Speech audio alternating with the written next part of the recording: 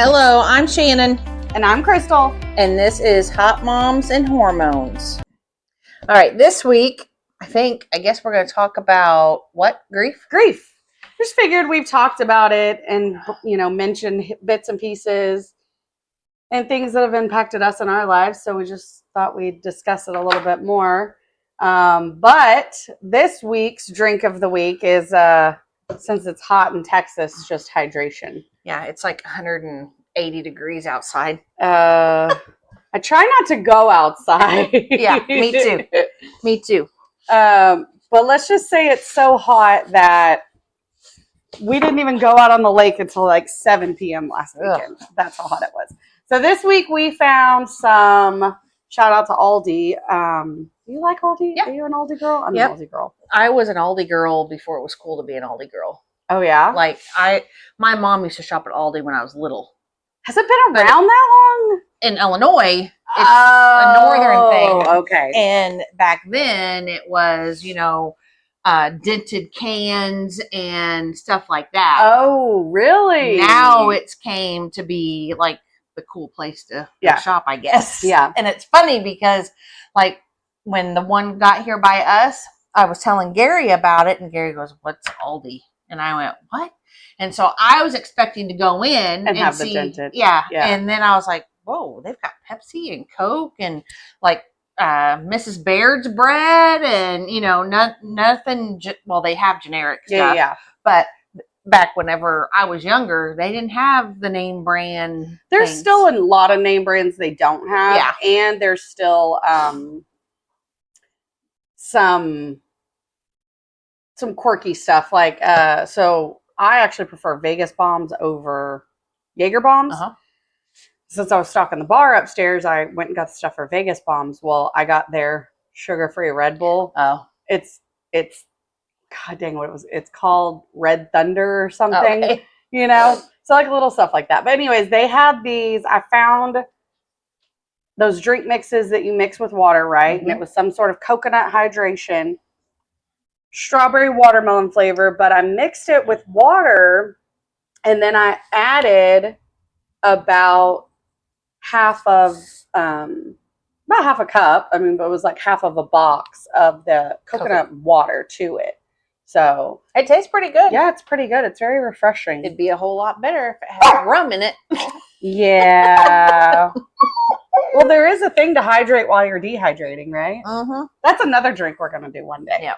But anyways, today we were going to discuss grief and just the different characteristics as defined by whoever they are that tell you the stages of grief and this, and that, and the other. But just talk about it and how it impacted us, and because it's not the same for everyone. Nope, it's not. So, and I think grief can come in all sorts of different ways, right? It's not just the loss of a person, right? Like Gary just lost his grandma. Mm-hmm. Preston lost his dad, so that was your ex. Yeah, I lost my dad, and so Gary's lost his mom. He's an orphan.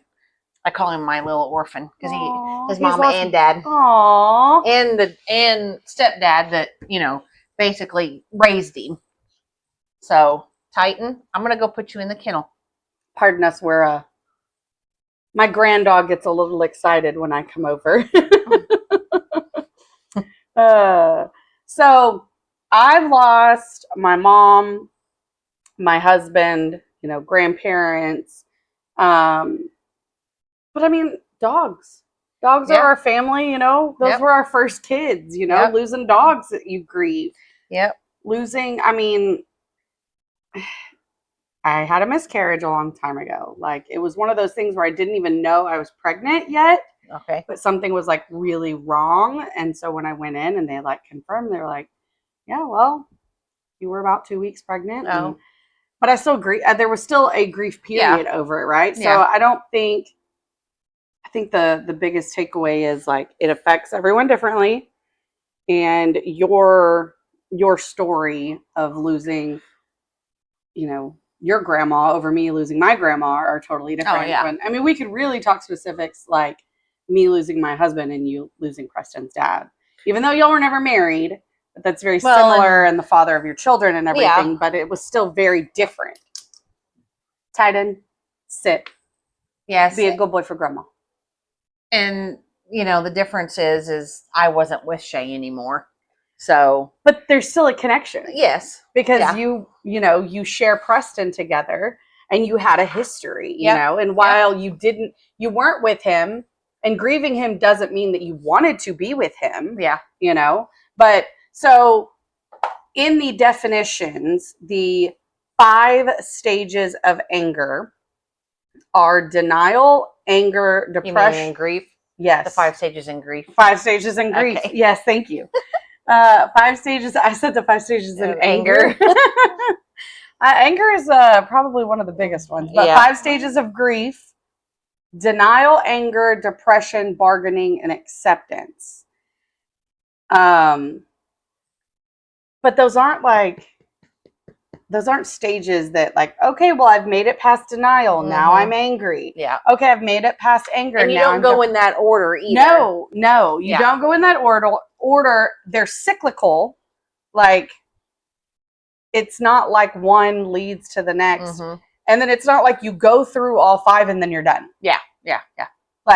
Exactly. I just remember it being all over the place and it being a roller coaster. It was a very long story, parable, whatever thing that one of my friends shared with me on Facebook. And it was just talking about how grief is like a car wreck, or not a car wreck, a boat crash, like a boat sinking. Okay. So you've got into this boating accident. Your boat is sinking. All of your belongings, let's assume that not just a party boat, this is your houseboat, right? Okay. Your cruise ship or whatever. And so all of your stuff is everywhere. And then these waves just keep coming. And so these waves of grief are just mm-hmm. coming over you. You can't keep your head above water. And then you're trying to cling on to everything that you can find to stay afloat, mm-hmm. right? And cling on to all of those possessions, earthly possessions. And I remember doing that with my mom. I was wearing my mom's clothes. That was my coping skill at the time. Mm-hmm. And, but then as the waves calm down, mm-hmm. then you can see them coming, you know, instead of them, then you can keep your head above water. But they still come. Sometimes you can see them, sometimes you can't. Sometimes you can see them because it's, the death anniversary, or mm-hmm. you end up at their favorite place or whatever, or the favorite place that y'all used to go to. I didn't really the grief didn't really overwhelm me with anybody yet, I guess you could say, because with Preston's dad, we weren't together anymore. Right. So, and I didn't see him every day. I didn't talk to him every day. I didn't, and I really grieved more for Preston mm-hmm. than I did for me, because Preston was going to grow up without his dad. Yeah. He was going to have monumental things happen in his life that now his dad's not here for. Graduating. Yeah. He was never, kids. He's never going to get that apology from mm-hmm. his dad that he very well deserves an apology. Then he might not have gotten that had he lived. Well, and then, with my dad, I really wasn't the closest with my dad. We talked, yes. And I went and visited, and, I'm close with my sister and everybody, but I didn't meet my dad until I was 17. I didn't know that. And so, and then I didn't see him a lot because he was in Illinois, and I was, well, fuck everybody. I was a teenager. I was 17, Well, and then you joined the military shortly thereafter. Yep. So yeah. And then my grandma, I was 18 when she passed. And I was close with her, but again, I didn't see her every day. I didn't talk to her every day. Well, I think some of those. So I haven't really, I've experienced death and grief, right. Yes. But my daughter, she had 3 friends within 2 weeks. Yeah. And it hit her really hard. 17 when that happened? No, she was, how old is she now? She's 22, so she's 19, yeah, right Okay. in there, 19, Okay. 20, some like, because I think it's been almost 3 years. And I think those are the ones that like hit you. The ones that hit you off guard are really hard because to an Yes. extent you expect that your parents will die before Yes. you. You expect that Especially your if they're sick. grandparents, right? Like right. my grandmother and my dad. Exactly, You know. right? Like so there's some sort of, and that can help even in losing, closer people, but the ones that you just don't expect. And I even expected Shay. Yeah. I mean, and I because even of the and I had even told Gary his sickness, I guess. I was like, we'll bury him before too long. I know we will. And so I already had it, I don't want to say I was ready for it, but I guess I was ready for it. You were trying to prepare yourself. Yeah. Well, okay, and then that's another thing, like, and that's something that I don't even have listed in our little notes here, but like, that's another thing is being able to prepare for it. Like you saw it coming, and so you were preparing for it so that you could help Preston through it, right? And so, so denial, obviously, okay, like it didn't happen. Oh, they're gonna walk back through the door. It's not real. Like I think that's sort of normal. I remember we were going through Christmas presents because my mom died over the holidays, and I was going to wrap the presents that she had bought, and she had all of the gifts together. And I'd gone to the room where they were, and I was going through them, and I was like, oh, and some of them she already had in a box with someone's name on them, And I'm like, okay, that's for so-and-so, so-and-so, so-and-so. And one thing that I found was a turtle. And I'm like, oh, well, that's for you, Aunt Virginia, because she collects turtles. Like that's a thing. And so then I found this pair of earrings, and I was like, well, I don't know who those are for. And I was just like, well, why don't we just call Mom and ask her real quick? And I just stopped. I walked out of the room. I had to walk away. I lost it. And I was just like, how stupid am I? You know, like that's the whole reason I'm doing this right now. Because she's not here to do it. And I get it. And I don't know that I mean, I think that would fall under denial, but it's more so just your brain not wanting to accept it is the denial or accept the truth of it. And maybe that's a protection for all these other, phases that you're going to cycle in and out of, anger obviously being the biggest one. And I remember being angry at myself and angry at God and, angry at, the ambulance workers, for not doing enough, which that's not true at all, but you just have to pass those feelings on to someone or something, And then my aunt, she passed away, and I was really close to her, but I guess she would probably be my hardest one, I think. So, and she died about 6 months after Preston's dad did. Oh, yeah. But she was sick too. I mean, she had cancer. So she had cancer. My dad had cancer. My grandma had Alzheimer's, dementia. And then Shay was an alcoholic. So, I mean, everybody. I know you've lost dogs. Yeah. Yes, dogs. I've lost lots of dogs through my. I don't know how you've lost so many when you still have 9. I know. Shannon. No, I know. I'm kidding. I mean, those are like losing your kids to a certain degree, but again, that's an expectation. You don't you expect that you're going to outlive your dogs, right? I mean, I think depression hits a lot of people differently too. Like sometimes it's just the staying in bed, not wanting to do anything, and then sometimes it's like the suicidal depression that can come. Like it's different. Titan, why are you being? Oh.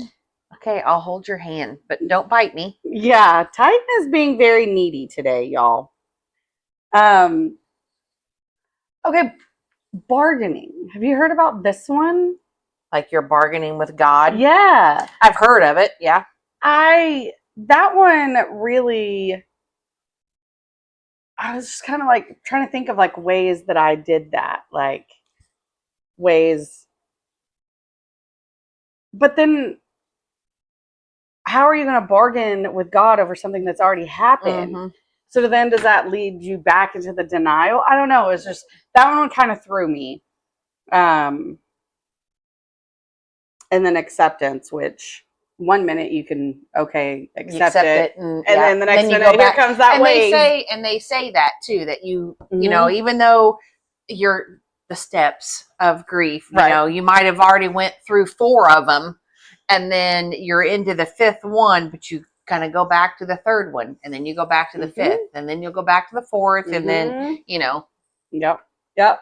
Or, and I don't know if you ever experienced this, but like for my mom, when my mom passed, you know, the big thing was like all that my kids were missing out on, you know? So then it's like when my kids, what happened?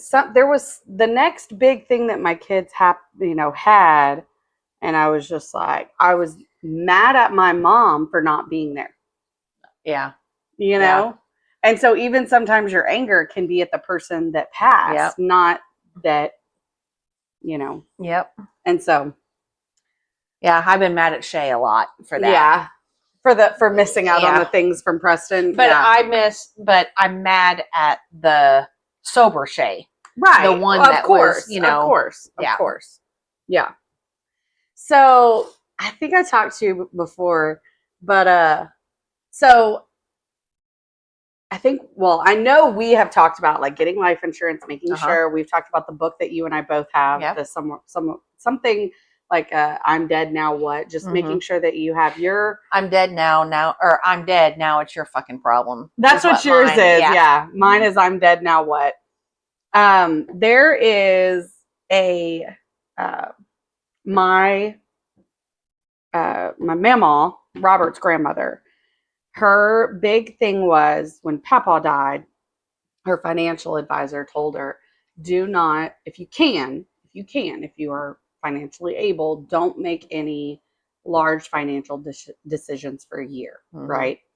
So don't go selling your house and buying a new one. Don't, you know, obviously, like sometimes you have to get a new car and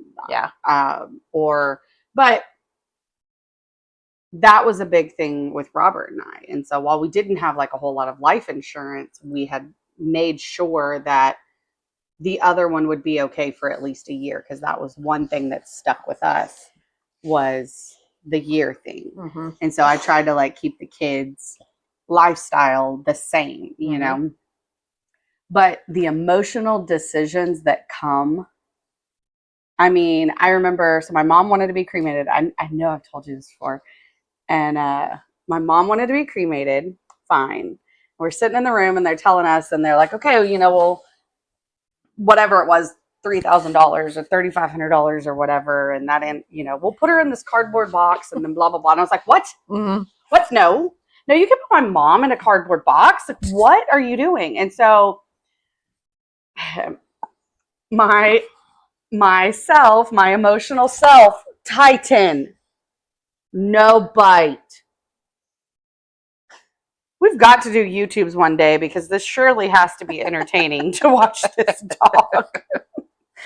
Ouch. Yours has each other. Yeah. You know. Yeah. Okay. Titan, bye-bye. Oh, say your goodbyes. So they're like, okay, well, the next step up is a pine box. And then the next step up, you know, they gave me like all these options. And, you know, it's like the next step was a pine box, but it was still $700 extra. But then up from that, it went to like $2,000. And then I'm just thinking, and I paid $700 so that my mom could be upgraded to a pine box to be put in. And then her and the pine box were all put in the crematory and lit on fire. I literally burned $700. Yeah. But that's what I needed to do at that time. Like, I could not rationalize not doing that. And so the emotional decisions that come, and so, not that it's funny, but it's kind of funny to think back on it, because when it came time, you know, 7 years later, and I'm planning Robert's funeral, and his brother went to the funeral home with me, and he also wanted to be cremated. We're going over, and his brother just stops and he goes, "He's fine in a cardboard box, Crystal. He does not want you to pay any additional money. He's fine." Yeah, and I was like, okay. Stop. Yeah, my dad got cremated, but I'm not sure how all that went down.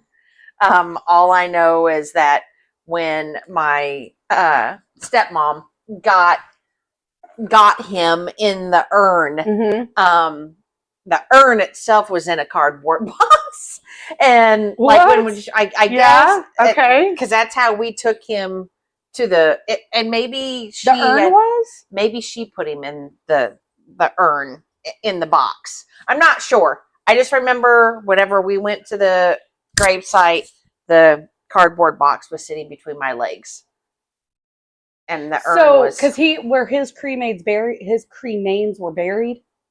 No. What did y'all do with them? Me and my sister, my stepmom had bought little bitty urns for all of us, and mine is actually right over there, and it was about this tall, and me and my sister sat and put ashes in the little baggies, and then the baggies inside the urn. And it was kind of funny, but you got to know my dad. He had a little bit of dark humor, and that's where I get it. And so I was sitting over there, and we were putting it all in and everything, and then we were gonna make pineapple upside down little cupcakes because that was my dad's favorite, right? Okay. And so we get the ashes and everything, and I walk over to the sink, and I'm just standing there, and I'm standing there with my hands up, and Mary, my stepmom, was like, "Shannon, what are you doing?" And I go, "Well, I have dad on my hands, but I don't want to wash him down the drain, but I don't want to leave him on my hands either because I gotta go pee." and she was like, "Just wash your hands."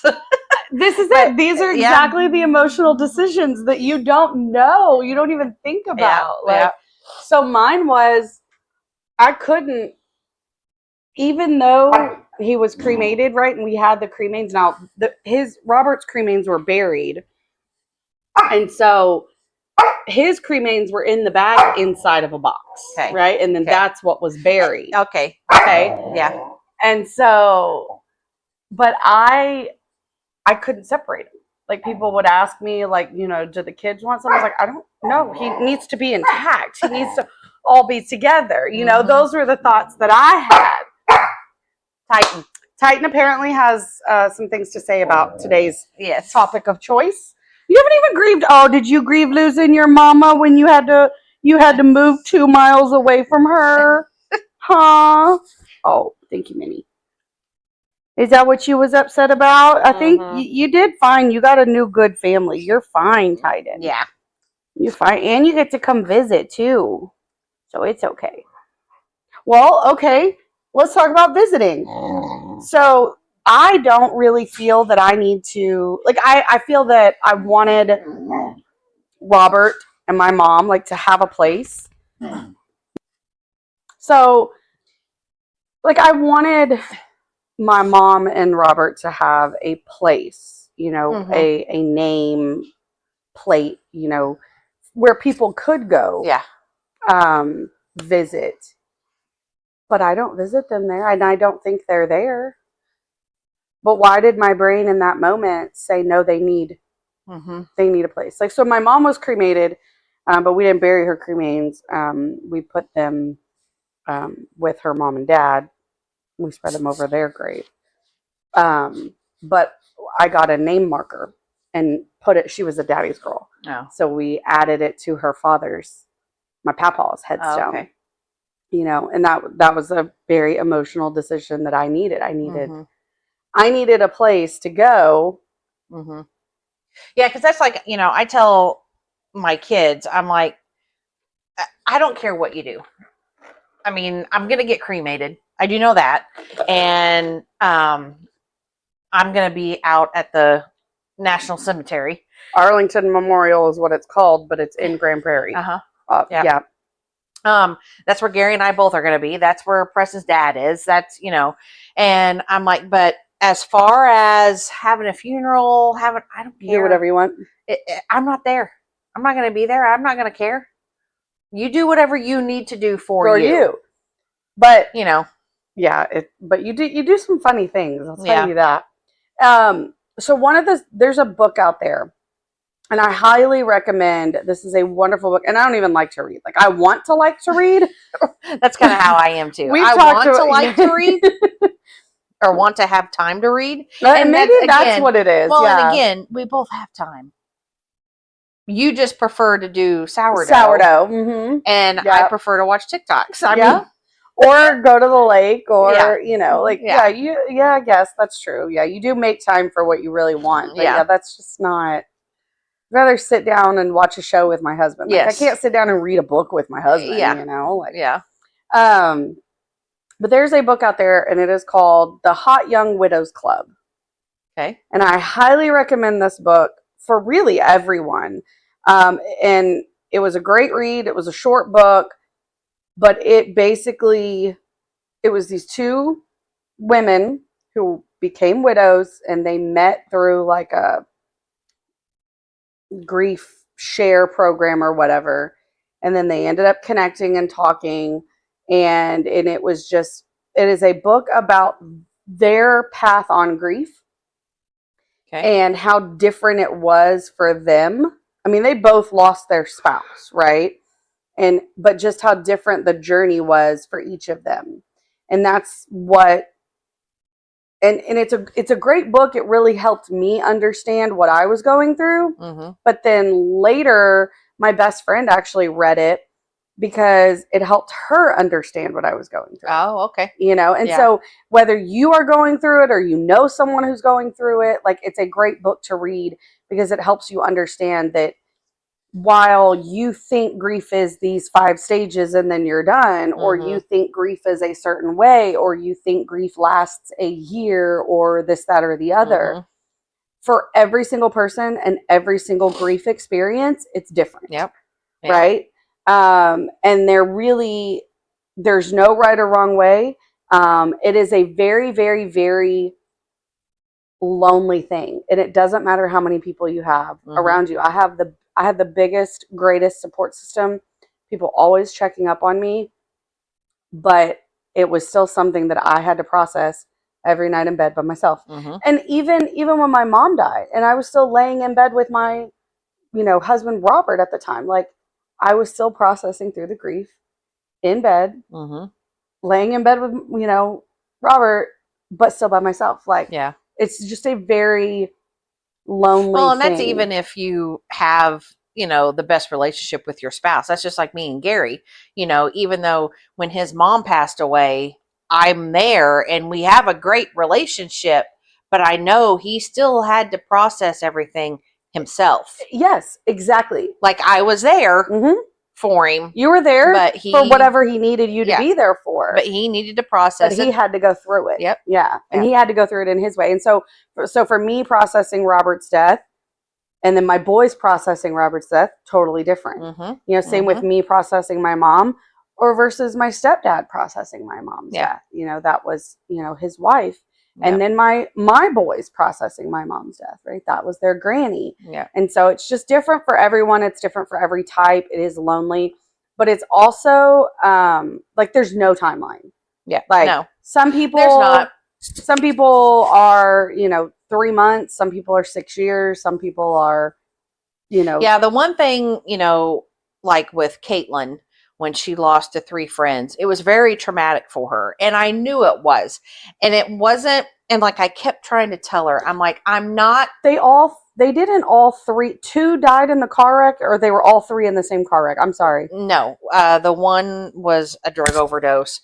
The other 2 were a motorcycle accident. The 2 were in the car wreck together. Okay. Yes. That's okay. That's what I thought. I thought 2 were in the car wreck together. Yeah. But I couldn't remember that the other one was a drug overdose. Yeah. So sorry about that. But, and I, and she took it very hard because, well, the one was her best friend, the girl that was on the motorcycle, and it was her and her boyfriend. The girl was her best friend. And then, so she knew, I mean, and Ian, she knew him very well, Right, and they 'cause were really good yeah. friends. And then the one that was like the week prior, she was with him trying to get him sober, dropped him off at home once he sobered up, and then left and met his grandpa. His grandpa came out and got him from the car or something. I don't know. Anyway, so and then she called me like 4 or 5 hours later and was like, Mom, and so I know it was very traumatic for her, and I totally understood, and I came home, she came home, and she fell asleep on my lap, on the couch and everything. And I mean, I think it's going to be 3 years in January, February timeframe. And then they just lost, that whole group of friends just lost somebody else of a motorcycle accident. And so it's like, I kept telling her, I was like, Caitlin, I'm not telling you to hurry up and not grieve anymore. That's not what I'm saying. I'm just having the hard time trying to figure out the words, how to say what I want to say. And I said, but I don't want you to sit and wallow in it. And that's what she was doing. And so that's the way the depression or the denial maybe together were impacting her. Yes. And she just didn't know how to get out of it. Yeah, because I was like, I'm not telling you to get over it. That's not what I'm saying. But that's the way it's going to come across. Yeah. And that's really not what I'm trying to say. And I was like, but you need to get up. As an outsider, you don't know the things to say. Yeah. Like, and the things that you say could help someone, and then you say the same thing to somebody else, and then they're mad at you, or defriend you over it. Like, and that's just themselves. But that's another thing, is I don't think you ever really get over it. I mean, you just find your new normal. Yeah. I mean, we're still talking. I mean, Shay passed in 2015. That was the year my mom passed. Yeah. And it's like, we still talk about it, it's still a part of our lives, Well, and I have a constant reminder, Preston. Yeah. Well, and now another one, Preston's children, that's an additional, like, that's something else that he missed out on. So, but yeah, I mean, I think it's really hard. And I think like you were just telling, like, you want to be there for that person, but you don't know what to do.